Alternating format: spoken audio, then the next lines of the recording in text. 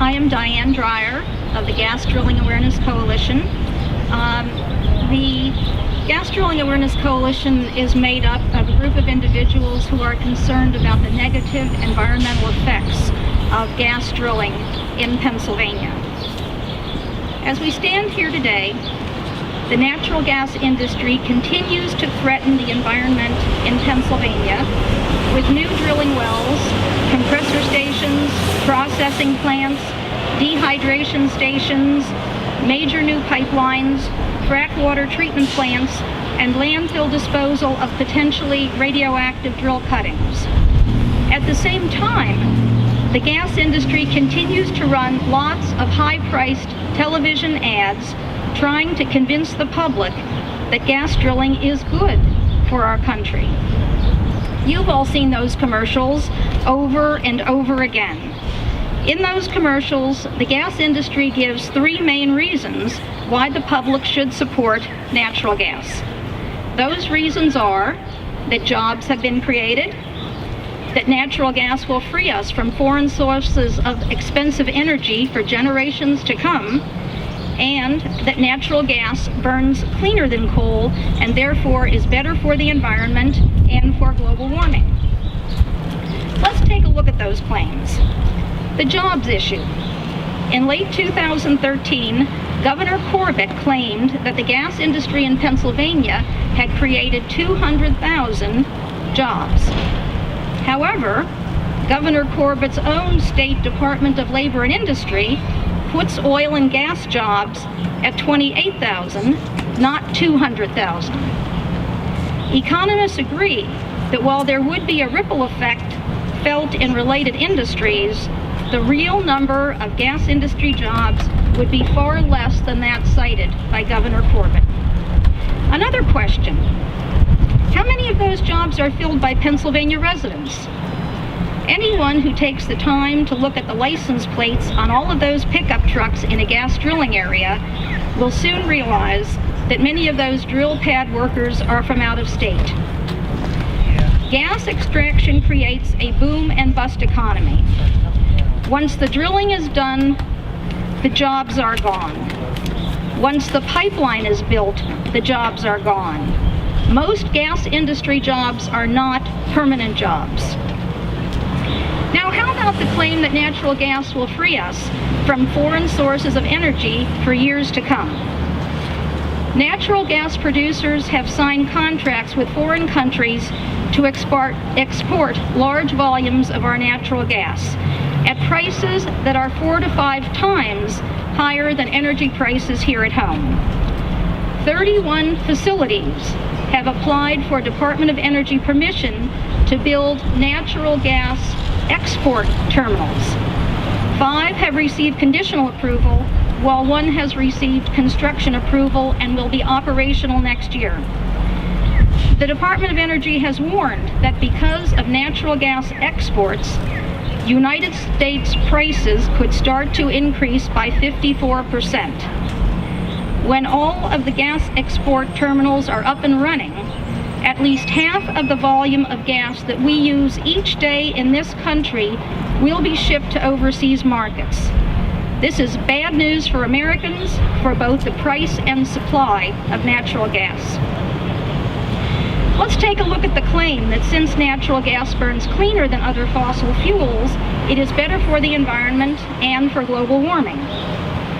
Natural gas does burn cleaner than other fossil fuels, but that doesn't tell the whole story.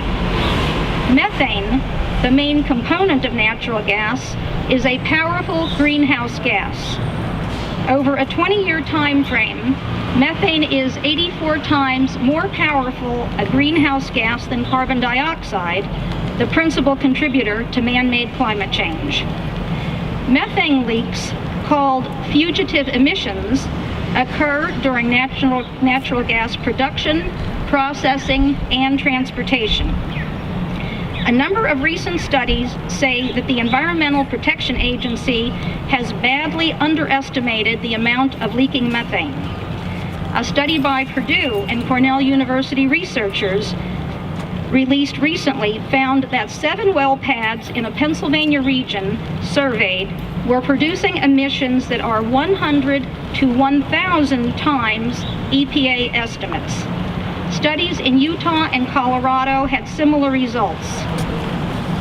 A 2013 World Resources Institute study says that natural gas producers allow $1.5 billion worth of methane to escape from their operations every year. Besides the drilling phase, many leaks come from the maze of processing, transmission and storage, and distribution equipment, and from the maze of different companies involved in these stages. Last year, researchers from Stanford and Harvard reported that methane emissions throughout the continental U.S. might be 50% greater than the EPA's official estimates. No one knows for sure just how much methane is leaking from our over 2 million miles of natural gas pipelines in the United States. Half of the nation's pipelines were constructed 50 years ago. There are still about 36,000 miles of sometimes century-old cast iron pipelines, mostly in the Northeast. Thousands of natural gas leaks have been documented from pipelines in Boston and Washington, D.C. This year alone, researchers from Duke and Boston University reported the detection of almost 6,000 leaks of natural gas from gas utility lines in Washington, D.C. According to the EPA, the natural gas industry's claim that burning natural gas is better for the environment than burning coal holds true only as long as leakage rates remain under 3.2%. Recent independent scientific studies have cast serious doubt on that claim.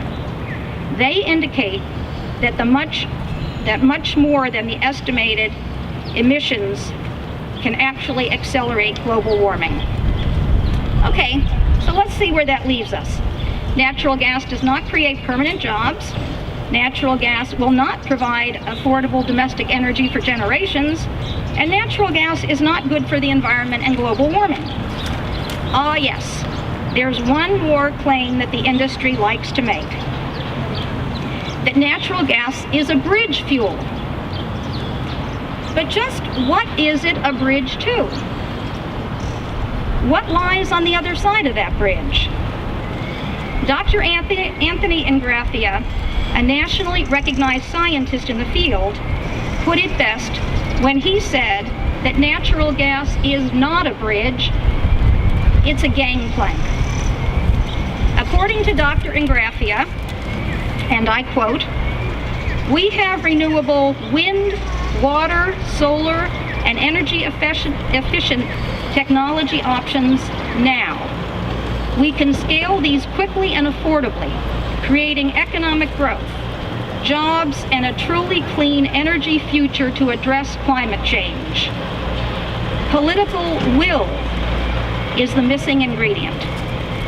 Meaningful carbon reduction is impossible so long as the fossil fuel industry is allowed so much influence over our energy policies and regulatory agencies. Policymakers need to listen to the voices of independent scientists while there is still time." End quote. Therein lies the question. Will our politicians actually listen to the voices of independent scientists while there is still time? I think that the answer is not until we, the people, make our voices heard. Thank you very much.